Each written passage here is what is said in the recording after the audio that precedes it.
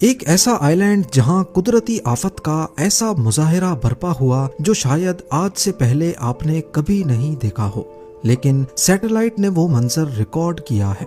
Siberia के घने जंगल में प्लेन क्रैश का मंजर हो, सहारा डेजर्ट के बीचों बीच बने इस स्क्वायर शेप का राज हो, या फिर सोमालियन कोस्ट की एक रिमोट लोकेशन पर बने हजारों रंग बिरंगी कुएं।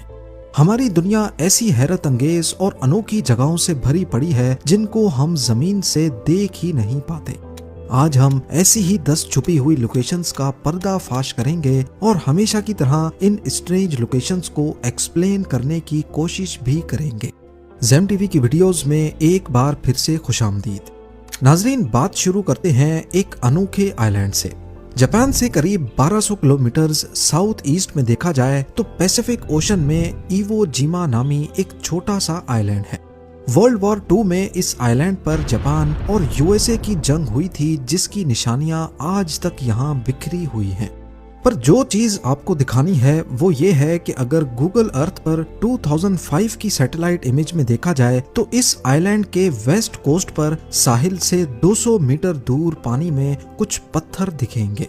लेकिन अगर फ्रेश सैटेलाइट इमेज में देखा जाए तो समंदर नीचे उतर गया है और जो पहले पत्थर लग रहे थे वो असल में शिप रैक्स हैं।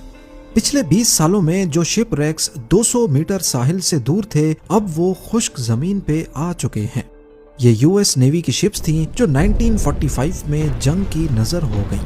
पर यहाँ सवाल ये है कि ग्लोबल वार्मिंग की वजह से जब पूरी दुनिया का सी लेवल बढ़ता जा रहा है, इवो जिमा आइलैंड पर सी लेवल कम क्यों हुआ है?